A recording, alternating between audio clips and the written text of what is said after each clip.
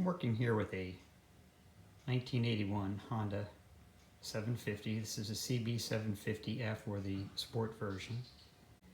A few days ago when I was riding, there was a popping sound, and it was simply the barrel breaking off the handlebar end of the clutch cable.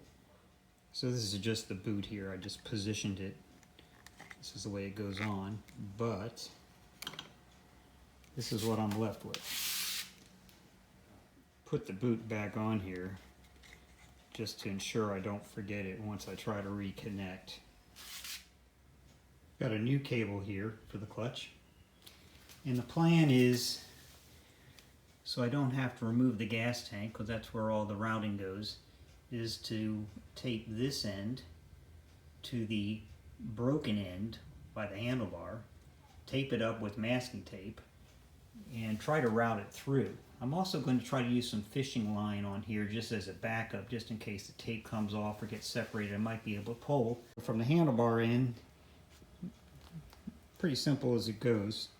Just want to take note of the routing from on top. It gets routed up to the handlebars there. Just kind of take reference of where it goes so you don't get any snags in the future. And of course this runs down. Here it is under the fork, getting ready to go underneath the gas tank. I'll just kind of flex a little bit so you can see it. Up underneath the engine, there's a bracket underneath the gas tank that kind of keeps it off the heat of the engine, which is not seen too well. You see that crossbar there that goes horizontally across the gas tank, and the wire is routed up above there to keep it clear of the engine and some of the other wiring and hoses. And it goes off toward the back. Before we get to the back, if you look over just slightly past the engine here, it comes off that crossbar, starts to slope down, and it's right behind the gas filter back there. It's one of the larger cables. I'm trying to give you a better focus on it. It's just behind one of the cables. You see two there behind the filter. It's the one furthest back. And it runs down from that gas filter coming behind the air here, the air cleaner, slopes down to the linkage. I'll just take a note here of the adjustment there where the linkage connects to the frame of the bike, as well as the simple connection down there where the linkage connects to the cable. So what I'm starting to do is, this is a 50-pound fishing line, and I put 2 square knots on the end of it. It seems to be holding pretty tight here. This is not my primary saving grace here as far as running cable through, in case the cables come apart when I try to attach the old to the new cable. But this is kind of a backup, just in case the masking tape comes loose, because it is a tight space in there. There's no telling if you make it or not. And for the moment, I've put 2 fishing lines on there. The cable is ribbed, which helps hold that fishing line in place, so that's a good thing. It is a 50-pound fishing line. Now I'm going to pull it through just below the handlebar area there, around the headlight, and pull it down so it's a little bit more clear of all the routing, and then we'll move toward the engine. Okay, having pulled it through the handlebars, that was simple enough. Now it's time to get this taped up here with duct tape, see how it works. That'll be the primary way of getting this cable through, is using the duct tape. So now I've taped the old cable to the new cable, and now we're going to see how we go as far as routing it up there underneath the fuel tank. Using both hands to slide it up there, you can see the red is the splice part. Using both hands to very gently move the cable back and forth. I got it up over the bracket that's by the fuel tank up there. Now it's coming down by the fuel filter.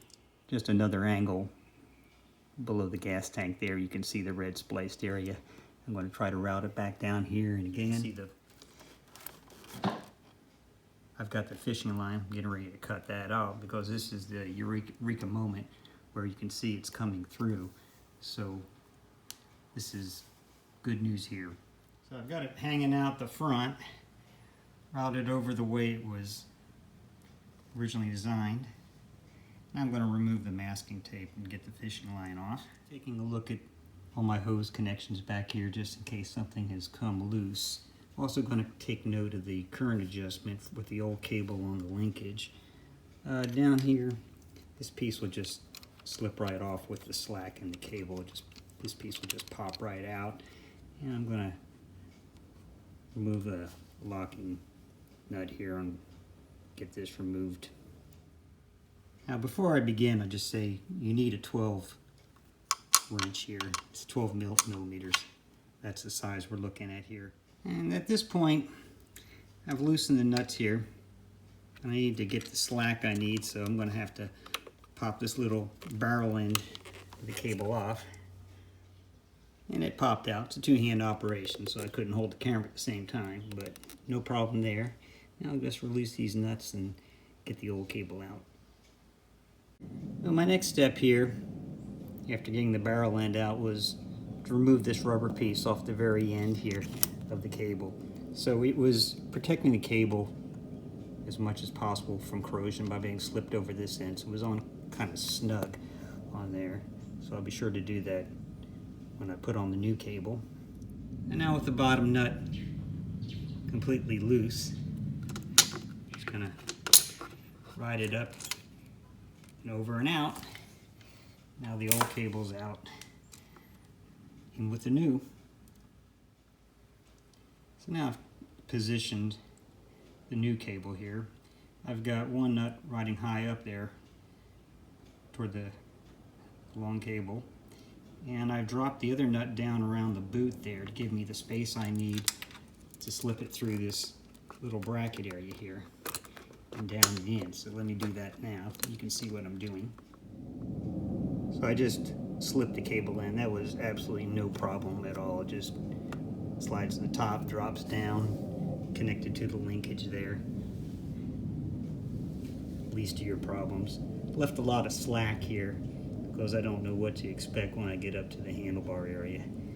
But at least it's connected and it shouldn't come loose at all for what I do up top there.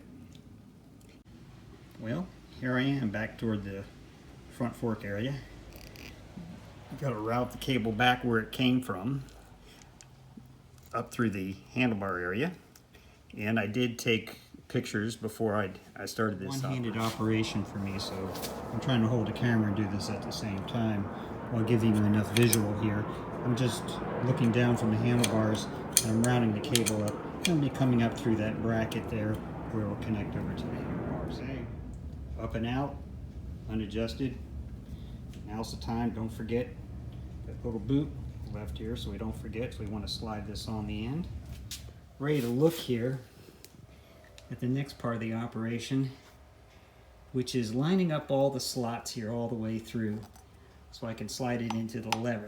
So that's the next focus here. Not surprisingly, what I discovered is that the old barrel didn't fall out.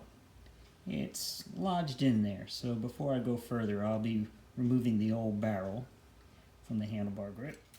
It wouldn't be fun without a little bit of entertainment. Don't see it as a problem. Just having a little bit of resistance here on the old barrel. The barrel has a sleeve, and the two pieces together are stuck inside there, so I've got a very thin screwdriver popping it out. So as I was able to get the old barrel out with just the small screwdriver. With the new barrel out, pop the new barrel in the handlebars. And now it's just a matter of sliding it through all the slots that have been lined up here. That took all of about a second. So everything is in, with the exception of the boot, and we haven't made any adjustments. I'm going to leave the boot off for now. I've got the linkage. I've got it adjusted down here near the boot. So I can always use the slack later. And just to take a look at it, I want to use the handlebar here and squeeze.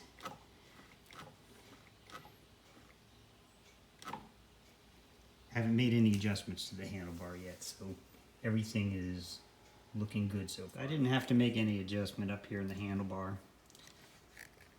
Just make sure the slots don't line up anymore so the cable won't pop out. Not that it would, but that it could. And then slide the boot over. What I'm going to do though, and I'm just going to, as an extra precaution, put a little WD-40 in there just so the sleeve moves a little bit more freely without as much friction. Don't know if that's necessary, but I know it's not going to hurt. So everybody has a story when it comes to their clutch cable failing on their motorcycle. I was one of the lucky ones. I was about a mile from the house. I was at the first stop, which was a stop sign going from my road to the main road. There was no traffic, so when it popped, I was in first gear. I was able to maneuver a turnaround, come back to the house, take it up the driveway, again in first gear, shut the bike off in first gear, and then was be able to manipulate it back into neutral so I could roll it back into the garage here where I could work on it. So I already took it out for a test drive and it worked flawlessly, better than before. This was on a 1981 Honda CB750F Super Sport, and I hope it was helpful as well.